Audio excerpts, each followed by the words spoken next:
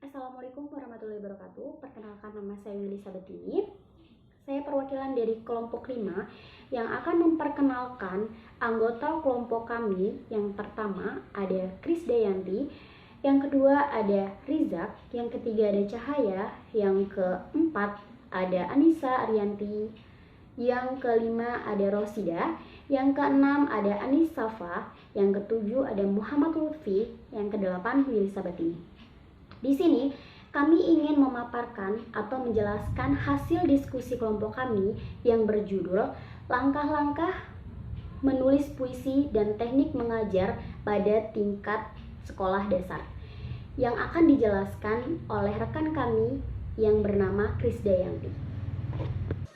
Saya akan mencoba menjelaskan tentang apa itu puisi. Puisi adalah bentuk karya sastra yang terikat oleh irama. Jadi maksudnya adalah setiap penyusunan bait dan baris tersusun sangat indah dan bermakna. Jadi akan terlihat indah gitu. Nah, terus kalau misalnya puisi lama adalah pantun dan syair. Puisi modern tidak terkait pada bait, jumlah baris, atau sajak dalam penulisannya, sehingga puisi modern disebut puisi bebas. Nah, jadi kalau misalnya puisi modern itu dia tidak terkait oleh bait, jumlah baris atau sajak dalam penulisannya, seperti itu. Di sini saya akan mencoba menjelaskan puisi menurut para ahli. Pertama, puisi menurut Sumito Asayuti tahun 1985. Puisi adalah hasil manusia yang diwujudkan lewat susunan kata yang mempunyai makna. Yang kedua, yaitu puisi menurut Herman J. Waluyo tahun 2005. Puisi adalah karya sastra dengan bahasa yang dipadatkan, dipersikat, dan diberi irama dengan bunyi yang dipadu dengan pemilihan kata-kata kias atau imajinatif. Maka dapat disimpulkan bahwa pengertian puisi ialah hasil karya sastra yang diluangkan dengan bentuk karangan dengan memperhatikan unsur-unsur pembangunnya, yaitu tema, pencitraan, ketetapan diksi, persajakan, pemajasan, dan amanat, serta digunakan untuk mengekspresikan pemikiran yang membangkitkan perasaan dan merangsang imajinasi panca indera. Selanjutnya ada langkah-langkah menulis puisi. Yang pertama, ada tahap preparasi atau persiapan. Pada tahap persiapan dan usaha, seseorang akan mengumpulkan informasi dan data yang dibutuhkan. Persiapan berupa pengalaman-pengalaman yang mempersiapkan seseorang untuk melakukan tugas atau memecahkan masalah tersebut.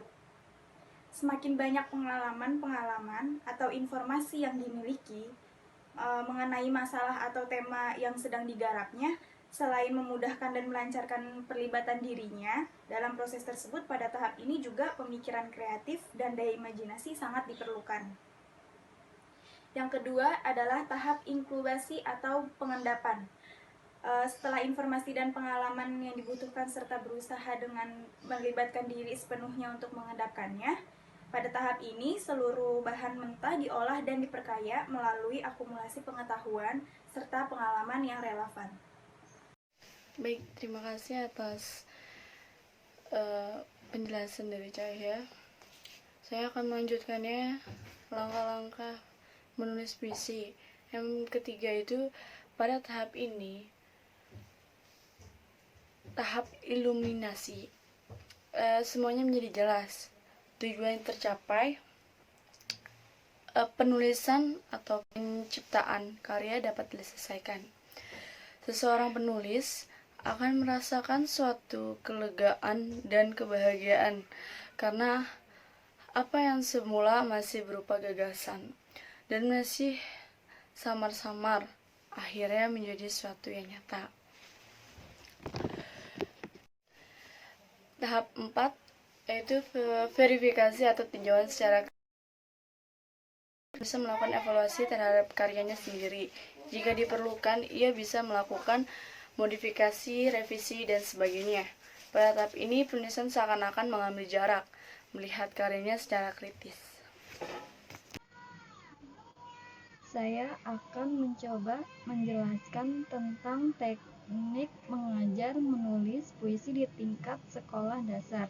Jadi, menurut Sapardi Al-Khadia itu, di dalam kurikulum sekolah dasar pembelajaran sastra itu dimulai dari kayak lagu-lagu kanak-kanak, terus bergerak ke arah bercerita seperti drama. Nah, lagu kanak-kanak itu awal dari pembelajaran puisi di kelas permulaan. Jadi pengajaran sastra di sekolah dasar tidak bersifat teoritis, melainkan secara praktis. Pengajaran sastra disajikan sambil bermain. Ya, di sini saya akan menjelaskan apa maksud dari puisi. Puisi itu merupakan karya sastra dalam bentuk tulisan mengandung rima, irama, ritma, dan lirik pada setiap baitnya. Nah, di sini juga saya akan menjelaskan cara menulis puisi untuk sekolah dasar. Kalau untuk sekolah dasar itu dapat dengan memilih corak bebas, namun tetap mengandung unsur kesan di sekolah yang menyenangkan dan akan selalu dikenang sepanjang usianya. Oke, terima kasih kepada Saudari Anissa Haryanti yang telah menjelaskan materi yang ke-6. Di sini saya Muhammad Lutfi Arfandi, saya akan melanjutkan materi yang ke-7. Materi yang ke-7 itu materinya ada cara menulis naskah teks puisi ada 4. Yang pertama ada epigonal, yang kedua ada aforisme, ketiga ada cinta, dan yang terakhir ada outbound. Epigonal. Cara epigonal ini, seseorang disuruh menirukan naskah-naskah puisi yang sudah ada dengan menambahi sesuai kreativitasnya. Lalu, poin materi aforisme yaitu pernyataan yang padat dan ringkas tentang sikap hidup atau keberanian umum. Contoh seperti peribahasa yang berbunyi, "Halah, bisa karena terbiasa." Para siswa diajak menulis puisi berangkat dari peribahasa-peribahasa yang telah diajarkan oleh guru sebelumnya. Tentunya, dalam hal ini perlu kreativitas tersendiri bagi siswa. Sekian materi yang bisa saya sampaikan. Materi yang cinta dan outbound akan dijelaskan oleh Saudari Wiri. Terima kasih. Terima